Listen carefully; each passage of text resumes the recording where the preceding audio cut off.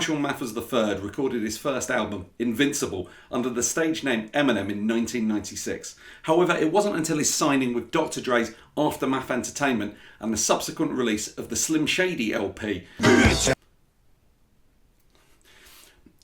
and the first single off that album, My Name Is, in 1999, that he exploded onto the international music scene. Since then, he has had a dazzling 28-year career spanning 4 decades, having 11 number 1 albums and going platinum 50 times. What is that? His album Recovery was the best-selling album globally of 2010. He played himself in the 2008 biopic 8 Mile, which bagged him an Oscar for Best Original Song for Lose Yourself. Insert spaghetti reference here. He's the 11th best-selling musical artist of all time, between Mariah Carey and the Rolling Stones. I've got to find out what that noise is. Just give me a minute. Sorry about that. Turns out I'd left my box of Cockneys open. Anyway, I'm Eddie Edwards, this is Track Down, and this is the story of how Chaz and Dave wound up being on one of the biggest hip-hop debuts of all time.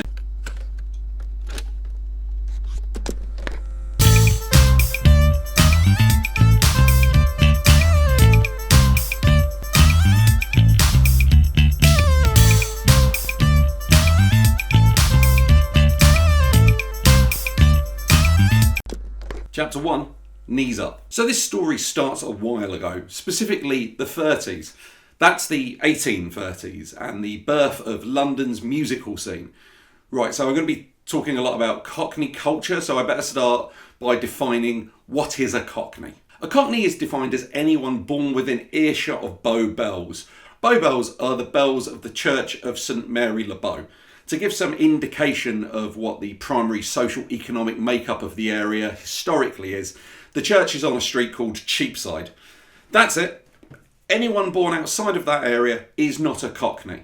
Some famous examples of not Cockneys include Guy Ritchie, who's from Hatfield in Hertfordshire, Tim Roth, who is from London but is from Dulwich, Russell Brand, who's from Grays in Essex and is a rapist. Now, as you can see from this map, back in the 1850s, that area was pretty large, but due to noise pollution, this area has now shrunk down to this tiny area, which doesn't include any hospitals with a maternity ward.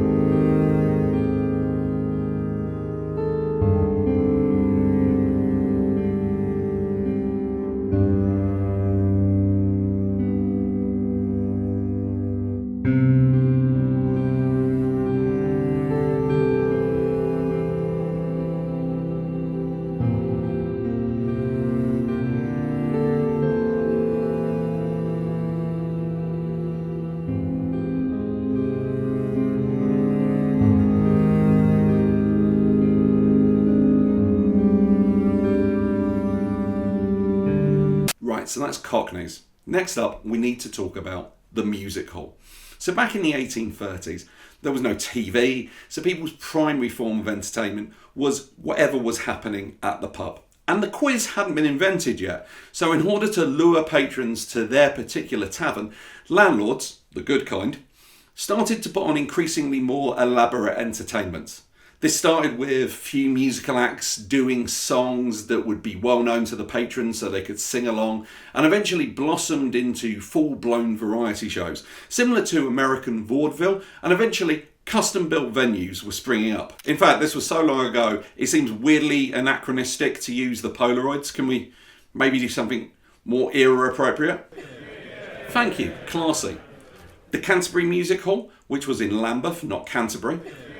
The Middlesex, which was in Camden, not Middlesex, and Wilton's Music Hall, which was in Tower Hamlets and not inside John Wilton. These places weren't the stereotypical theatre that springs to mind when you think of Victorian Britain, but rather raucous and vibrant places where people could eat, drink, smoke and join in with the songs being sung. It gave birth to a whole wave of what would go on to be stone cold London classics. Songs like Daisy Bell, which is about tandem bicycles. You'll look sweet on the seat of a bicycle built for two. Don't Dilly Dally on the Way, which is about losing your possessions whilst moving home and not trusting the police. My old man said follow the van and don't dilly-dally on the way. And Knees Up Mother Brown, which is about threatening an old woman with violence until she goes under a table. Knees up, Mother Brown, knees up, Mother Brown, under the table you must go, E-I-E-I-E-I-O. If I catch you pending, I'll cut your legs right off. Knees up, don't get the fleas up, knees up, Mother Brown. Some songs are weird. The birth of radio, cinema and improvements with the gramophone, as well as an influx of musical styles to the UK, all had a role to play in the diminishment of the music hall. The first major blow really came in 1914 when a law was passed that banned drinking in the auditorium. It's worth noting that proper theatres full of posh people were exempted from this because they had better self-control. I will remind viewers that 1914 was the year when the poshest people of Europe had such a lack of self-control that it led to the Battle of the Somme. Whereas the poor people of Europe had such a level of self-control that they managed to climb over the edge of a trench directly into machine gun fire. Music hall limped on for a while before finally being killed by television, and with the last major chain shutting its doors in the 1960s. However, the old songs stuck around, and you'd be hard-pressed to find a proper East London boozer that didn't house a Joanna. That's a piano because... Actually, I don't know this one off the top of my head. Just give me a sec. It rhymes with piano. Some Cockney rhyming slang is shit. So, with this art form dying slowly on the vine, the music of East London needed a saviour. Instead, it got two. Chapter 2, Rockney. Vocalist, pianist and guitarist Chas Hodges and vocalist and bass guitarist Dave Peacock. Chas was born in Enfield in 1943 and Dave was born in Edmonton in 1945. So this chapter really should have been called Mockney. Chas and Dave, not fucking Cockneys. Next you'll be telling me jackalopes aren't real.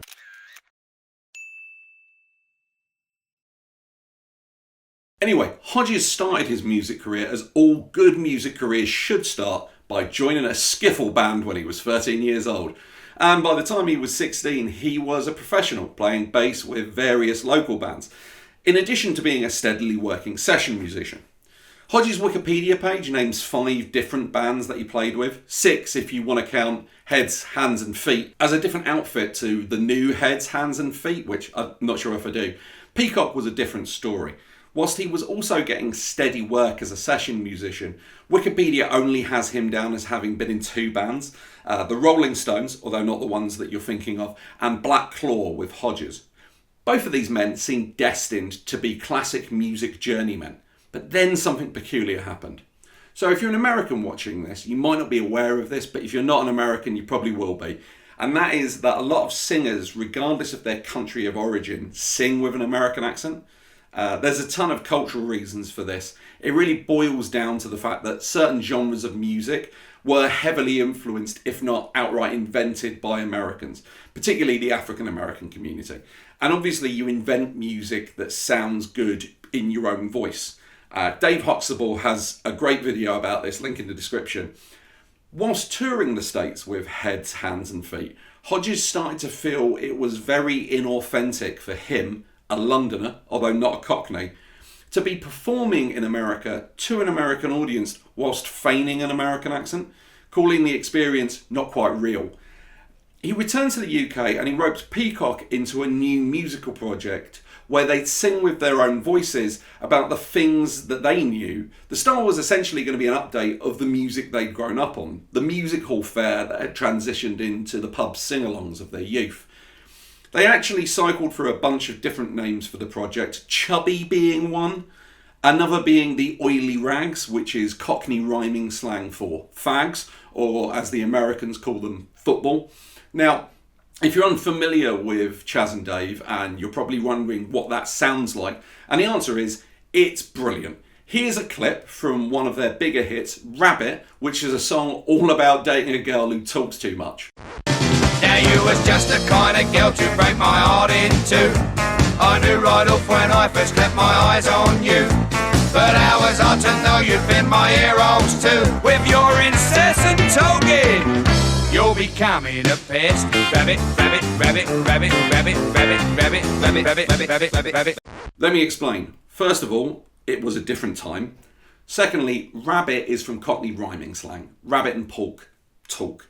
Now, I want to be clear to anyone from outside of the UK. Chas and Dave were more than just a novelty act. They released 15 studio albums. They were actually signed to EMI early on. They were on a Two Ronnies Christmas special, which in the UK is just below a knighthood. They played Glastonbury twice, and those were in 2005 and 2007. They had their own TV show on London weekend television.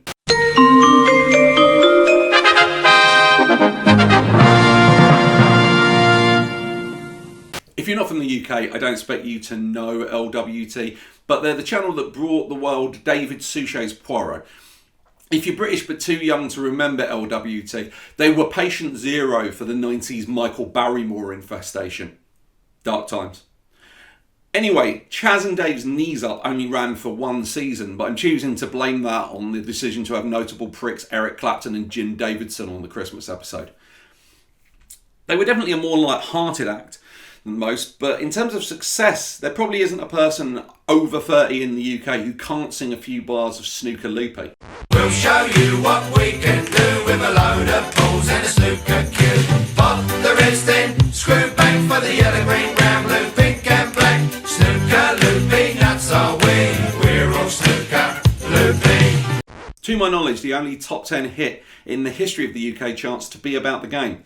The theme tune to Big Break by Captain Sensible was never actually released as a single. I'm gonna be snookering you tonight. So you're probably wondering how these two lovable geezers wound up on the most explosive debut of Detroit's hottest young prospect. Chapter 3, Forgotten Soul. As is becoming a bit of a trend on this show, to tell this story, linking everyone's favourite purveyors of an East End shindig with one of hip-hop's most groundbreaking artists, we need to discuss someone completely different. That man is Labi Siffre. Born Claudius Labi Siffre in Hammersmith in 1945, Labi Siffre is frankly one of the most interesting and fascinating artists that you've probably never heard of. In fact, it's a name I didn't know until I started doing the research for this video, so I'm definitely a latecomer to the Labi Siffre party, but boy am I glad I'm here. Siffre has unfortunately too often been a bit of a footnote in musical history, so we're not going to do that here. The man is a genius and we're going to give him his dues. Labi's father arrived in the UK from Nigeria in the 1920s and married Labi's mother, a black British woman of Afro-Barbadian descent. Labi has been openly gay since he was at least 19, which is when he met his long-term partner, Peter Lloyd. According to Labi, his Nigerian father, who apparently wasn't a very pleasant man in other regards, was weirdly supportive of him when he came out. Of all the people in my family, when everybody realised that I was gay, my father was the only one in the family. He accepted it seemingly without a blink of the eye. Essentially, his life story exists to annoy the anti-woke crowd who really hate the forced diversity of historical accuracy. Labi isn't just a self-taught singer, songwriter, but also a playwright, essayist and poet. Dreamweaver, visionary, plus actor. His musical career started in the 60s at Annie Ross's Jazz Club in Soho.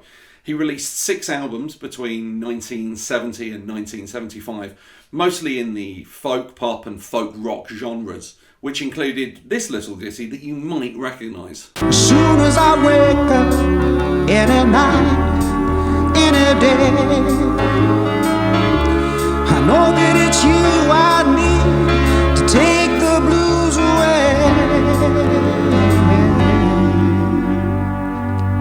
It must be love, must be love, love, love. I know, I never knew it was a cover either. It's like when you find out that Tainted Love is a Gloria Jones track from 1964.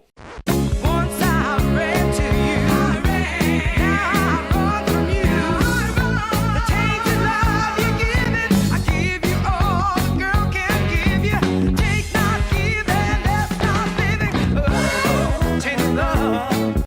Also during this period, he was staying in the same hotel as David Bowie at one point. They hung out and Labi helped Bowie with the cutouts on Spiders from Mars.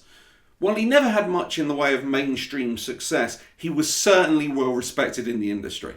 Labi Siffre. Labi Siffre. Labi Siffre. He's one of our best composer-performers, and here singing his own song, Mr. Labi Siffre. You know what? Sometimes this job I've given myself at the request of literally nobody means that I spend some of my precious time on this earth pouring through the Belgium charts or Dr. Dre's entire credited discography. But sometimes it means I get to watch the 1978 edition of A Song for Europe. Song 12, Labi Siffre, Solid Love. Look, Terry Wogan's here. Now, given this is probably the only time the Wogster is going to show up on this show, you know, unless somebody samples the floral dance, I'll drop my great Terry Wogan fact now. Wogan holds the record for the longest televised golf putt at 100 foot. Oh,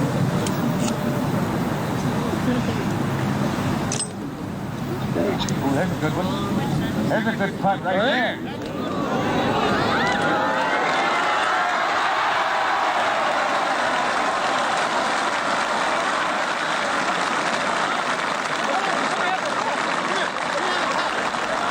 Anyway, back to Labi. In 1978, he entered A Song for Europe, which for any Americans watching was the UK's selection programme for our entrant to Eurovision.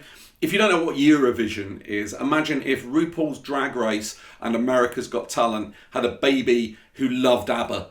Labi didn't win. He came 5th of 12. He also co-wrote the song that came 10th. Britain would go on to place 11th in that year's Eurovision, which was won by Israel. Unfortunately, this isn't the part of the video where we'll be discussing apartheid. That's later. One last fun fact about Labi. He and his partner, Peter, who he met in 1965, finally got married in 2005 because, lest we forget, that's as soon as they were allowed to. Also, Peter passed away in 2013 and Labi remarried Rudolf van Bardwick in 2014, which might seem fast, but actually they'd been in a throuple from the mid-90s, which does mean when civil partnerships were legalised in the UK, the three of them must have had a pretty awkward conversation in which Labi and Peter had to explain to Rudolf that they were getting married without him. Anyway, we're here to discuss Siffre's 5th album. Chapter 4, Remember My Song. Normally at this point, I'd go in depth into the recording of the album and song in question, but to say this album is obscure is a bit of an understatement. Siffre, whilst incredibly well respected by those in the know, always struggled to punch through into the mainstream. Actually, that's not true. That makes it sound like he was trying to do so, and I don't get that vibe from him. If you haven't heard the music of Labi Siffre, well, it's not Siffre's life who's the poorer for it. Seriously, seek his stuff out. The fact that Remember My Song didn't even bother the charts following its release back in 1975 does mean that the press of the day saw fit to ignore it. The Wikipedia page for this album is 9 sentences. I can't track down a single profile or news story about its recording, which means I'm going to have to be the first person on the internet to review the album. I'm not cut out for this. Give me a second. Released in 1975, Remember My Song... No, I can't do the voice. Released in 1975, Remember My Song is Siffre's 5th studio album. And whilst it's not his first departure from his folk roots, in 1963 he released For the Children, which dabbled in country/world music. It's the furthest he strayed from that genre, leaning into soul, funk and R&B. As an aside, I hate world music as a term. You might as well say generic foreign.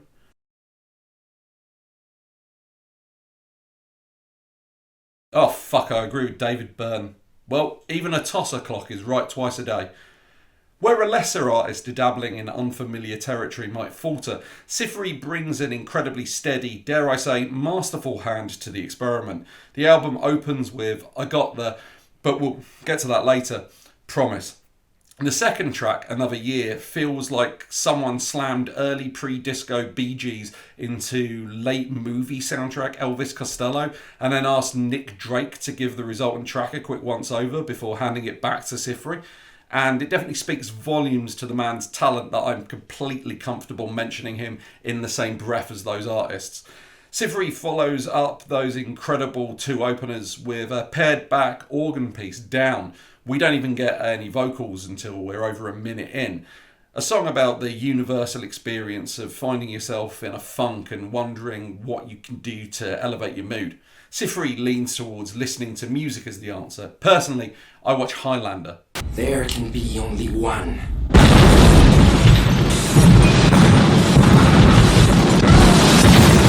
That said, if you find yourself in a slump, having Siffre's caramelic vocal tones over some deceitfully simple organ music will probably work wonders. Old Time Song is next on the record and features some of the best acoustic guitar I've ever heard. This is a song from 1965 and it feels like it. By which I mean, even though I only first heard it whilst doing the research for this video, it feels like I've always known it. It's like the kind of tune that plays over a heartbreaking scene from a movie that's got Elliot Gould and Alan Alda in it, back when they were young and hot. Given the title of the track, I've got to assume Siffre was attempting to invoke a feeling of nostalgia, and I don't know how successful this was in 1975, but here in space year 2025, it achieves that goal incredibly. It feels like I should be listening to it whilst drinking sangria on the beach with friends at some point in the noughties. You know, before fascism made a comeback. Siffre doesn't let us linger in the melancholy or nostalgia for too long, dropping us instead into a song that sounds like it's jumped straight off the Shaft soundtrack. The Vulture isn't, as you might think, a tribute to Brooklyn Nine-Nine's second best villain. You know, I made a lot of improvements since you left. I got a fridge for my protein shakes. I got a kettlebell station. I got a wolf that I killed in Utah. I'm fairly certain that's a dog. Yeah, it was dark. The best, obviously, being Madeline Wunsch. Oh, Deputy Chief Wunsch, you've aged. No, The Vulture is in fact a fairly searing takedown of the kind of guy who makes moves on women who've just broken up and uses their emotional vulnerability to take advantage of them. So Ben Affleck in Mallrats. But Affleck was the bomb in Phantoms. Word, bitch. Phantom's like a motherfucker. Now, given that Siffre was gay, I'm guessing the impetus for the song was probably watching his female friends fall foul of these sleazebags. I mean, I'm not projecting here. The song has the lyrics, Tell her things that you want to hear. I'm an evil man. It's hardly subtle, but also the only song I've heard that calls out that sort of thing. So well done, Labi. Dreamer sounds even more like an early Bee Gees hit than Another Year, but there's also a fairly obvious Beatles influence to be felt here. It's a perfectly pleasant tune, but little more. This is honestly the closest to a skip on the album. It's kind of the definition of a side 2 track 2. Not that it's bad, but it's probably the weakest track on the album. Also, this really reminds me of another song, but I can't place which one. It's like an itch in the middle of my brain. So if anyone can help me out with what I'm thinking of, I'll be eternally grateful. Shady and the Devil gives us a frankly joyful brass opening, and it's clear from the track that everyone in the studio had a blast on this one. There are laugh breaks from both Siffre and his session musicians. The fact that, as far as I can tell, no one has ever sampled this beat is nothing short of criminal. Seriously, you know what? I'm just going to play the opening. 2, 3, 4.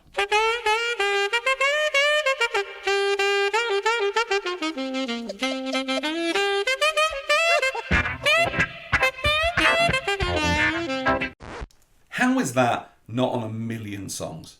This might be my favourite track on the album, and for a minute I thought he was losing me with Dreamer. Honestly, this is an incredibly fun song. The next up is Turn On Your Love, which is what the kids call a bop. I was dancing in my chair to this one. It has a genuinely excellent groove and an insanely good hook. This is the kind of song that makes you feel genuinely frustrated that Siffre wasn't more successful. In a fair world, this is a stone cold classic that's not getting used in movies and TV because it's too cliche at this point.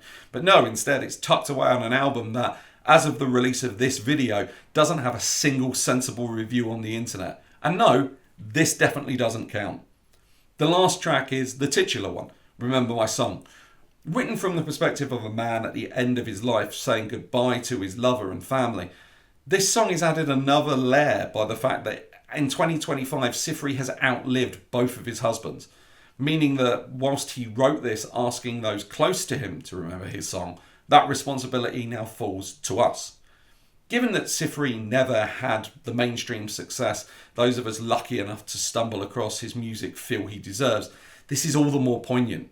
I'm not going to try to reduce to a numerical value because I'm a 40-year-old man and I know that's not how art works, but if you need something like that, great album, 11 bilge stars. The track we're going to focus on today is the album opener, I Got There.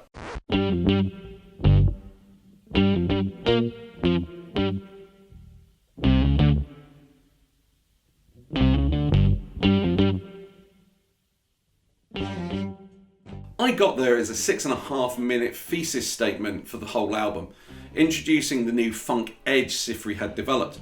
In its original form, the song is like good peanut butter, smooth but with just enough crunch.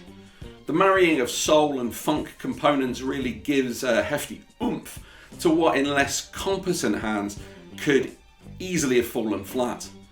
With Siffre, people tend to focus on the songwriter part of singer-songwriter, but his talents as a vocalist are on full display here. A tribute to a tumultuous relationship where the highs are worth the lows, something most of us can relate to. Otherwise, this is most known for the incredible beat in the middle.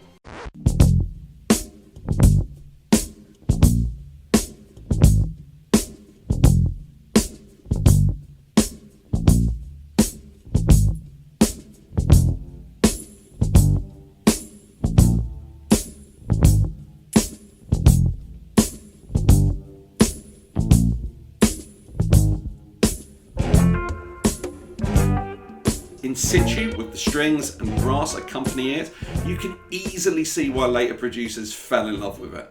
Also, at about the 6 minute mark, it just goes mental. It feels like Siffre asked all his session musicians if they wanted to just show off, and I'm glad he did. However, let's talk about that beat. Got to the part where I would usually have written a middle eight. I actually said, no, I'm going to do something different.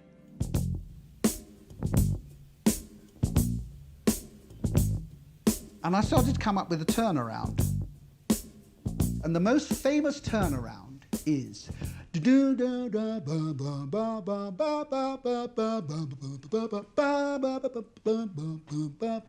so I'm playing around and I end up with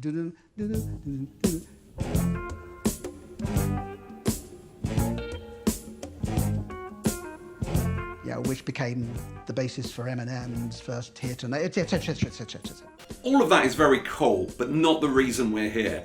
We're here because who is actually playing the music on this section? Whilst all credit for writing the piece goes to Siffre, the two session musicians providing guitar and bass on this track are Hodges and Dave Peacock. Chapter 5, Watching. So how did an album so obscure that this idiot was the first person on the internet to actually review it find its way to Dr. Dre's mixing desk? The answer to that is it didn't. You see, a year earlier in 1997, producer Ski Beats sampled it for Jay-Z's Streets Is Watching. Check. Look, if I shoot you, I'm brainless. But if you shoot me, then you famous. What's a nigga to do when the streets is watching? Blocks keep clocking, waiting for you to break. Make your first mistake. Incidentally, that track also samples dialogue from the movie Sleepers, giving Chaz and Dave a bacon number of 4. Streets Is Watching is a banger. I genuinely love it as a song. Now, asking me, a white man, to pick a favourite between Eminem and Jay-Z is fraught at the best of times, and right now ain't the best of times. So what I will say is that Streets Is Watching makes better use of Siffre's original track, and by extension the talents of Hodges and Peacock. Ski Beats jumps around the track more to grab his pieces for the loop he throws down here. So how did a super obscure Labi Siffre track wind up on a Jay-Z song? Well, the answer to that is probably apartheid. Told you we'd come back to that. See, I only covered half of Siffre's story before. The Eurovision attempt marked the end of Labi's career as a performer, with him choosing to retire from music. But that changed in 1984. Siffre saw footage of South African soldiers shooting at black children. I'm not going to show the clip here, because YouTube. So instead, here's footage of Elon Musk set to "I've never met a nice South African." Now he's never met a nice South African, and it's not bloody surprising, man, cause we're a bunch of arrogant bastards who hate black people. Trust me, that more than gets the point across. Anyway, Labi was then inspired to write an anti-apartheid song, which, as he was writing, also became a song about his own struggles as someone who'd been an openly gay black man since the 1960s. He tried to find someone else to sing it, but there was somewhat of a dearth of openly gay black singers in 1988, so he returned to performing with this. The higher you build your barriers, the taller I become. The farther you take my rights away, the faster I will run.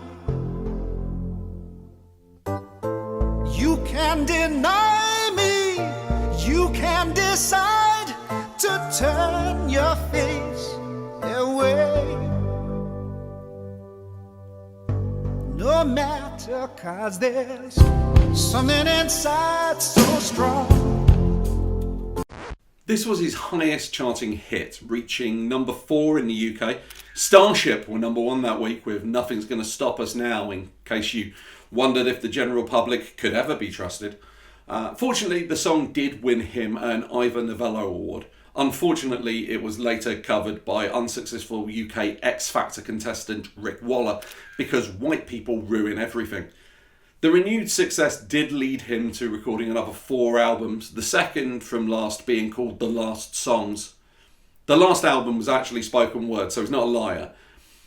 He actually has 3 books of poetry, Blood on the Page, Monument, and one I don't want to say the title of on YouTube, or in fact in general. Yeah. Now, Jay-Z has always presented himself as being fairly socially conscious, like Harvey Weinstein and Neil Gaiman. So I don't think it's a stretch to believe that he and the people in his sphere would have listened to Siffre's 1987 album that featured this cover. I should point out there is another album called Something Inside So Strong. That one doesn't say white persons only on the front, but it is a Kenny Rogers album, so it's more or less implied. It is easy to see how Jay-Z and Ski Beats could have stumbled across Labi's late 80s work and from there got an itch to look into his earlier stuff and stumbled across the solid gold that is the turnaround from I Got That. On our last video, we talked about Dre taking a beat from a less successful artist, and obviously that's not the case here. But Streets Is Watching was never released as a single. And whilst it is on Jay-Z's incredible second album, In My Lifetime Volume 1, it was definitely overshadowed by other tracks, such as I Know What Girls Like featuring Puff Daddy. The music industry is fucking cancer. Chapter 6, Slim Shady. During Dre and Eminem's first session working together, Dre grabbed the Siffre album and started looping the beat, and Eminem started saying, "Hi, my name is," on repeat. This seemed like such a solid hook for a debut single that the song quickly took form. Eminem said it was basically done in an hour, and the rest is history. Actually, not so fast there. When Dre and Eminem tried to sample the tune, Labi actually said no. You see, he didn't like some of the lyrics. He felt they were homophobic and misogynistic. Well, what he actually said was... The only thing that I was unhappy about was I'd already got fed up of bitches and hoes and faggots. Aren't we all, Labi? Aren't we all? I know some idiots will want to complain about Siffre forcing his agenda here, but giving the lyrics another pass, trying to avoid the cliches, gave us what might genuinely be the funniest major label debut in history. Definitely of hip-hop, if not all music. Seriously, if you can think of an introductory song with as many laugh-out-loud lines as this, drop it in the comments. I don't want to underplay the importance of those lyrics either. My Name is a fundamentally silly song and definitely doesn't have the depth of Eminem's later outings or even the rest of the album. But it was 1999, and 1999 was, well... Fuck me, bitch! Go home, you little dildo! I did not have sexual relations with that woman. To find out what happens when people stop being polite and start getting real. Andrea police on his tail, he suddenly gets a terrifying idea. High five! It was kind of the perfect song for the moment. It's really hard to think of another song that so perfectly encapsulated the zeitgeist. My Name Is a song that, coupled with the video, demands your attention. And a big part of it was that it didn't sound like anything else that was getting mainstream airplay. And a significant part of that was that Siffre beat. Given that Eminem and Dre were, if not happy, certainly willing to rewrite the lyrics to get the sample, I think they knew how important a piece of the jigsaw puzzle it was. I don't think anyone will try to convince you that My Name Is Eminem's best work, because we all know that's either Stan or Lose Yourself. Hell, in 2002 in a Rolling Stone interview, he said, "There's a difference between me being funny and me being real. I feel like I don't get recognised for my best shit." Eminem then went on to say on a Vivo Footnotes video uploaded in 2024, "Looking back, this seems like the perfect introduction to the world, and a perfect first single for my major label debut. I don't think I would have done it any differently, but I certainly had no idea how big it was going to become." And big it was. Although it only charted at 36 in the US Billboard charts, it reached number 10 on the rap chart and went on to chart in 17 countries, being a top 10 hit in 5, and was ranked 26th on VH1's 100 Greatest Songs of the 90s and 6th on Q Magazine's 1001 Best Songs of All Time. And most importantly, charted at number 33 in Belgium.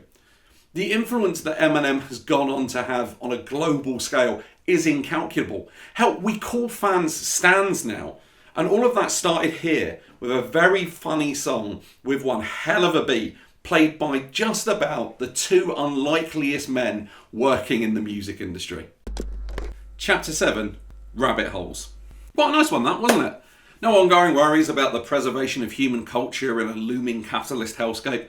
Everyone was properly credited. Even the dark bit about South Africa is from right at the tail end of apartheid. So, incidentally, just to double check, I did Google when did apartheid end, and Google did offer to add in South Africa, you know, in case I was referring to the one in Merthyr Tydfil. Without a darker turn to the story, I guess I have to end this video positively. Great music is great music. It doesn't matter where it comes from. An almost unknown folk singer can get two journeyman session musicians in a studio and make magic. Also, if you do take one thing away from this, let it be this: how much fun it is to fall down a musical rabbit hole. I went from somebody who was at best familiar with Something Inside So Strong to being a huge fan of the work of Labi Siffre. And all because I looked into something more than I usually would. So the next time you like the sound of what you're hearing on a sample or a soundtrack, hell, even an advert, maybe dig a little deeper. Who knows, you might discover an artist who you'll love as much as I now love Labi Siffre. Play us out, Labi.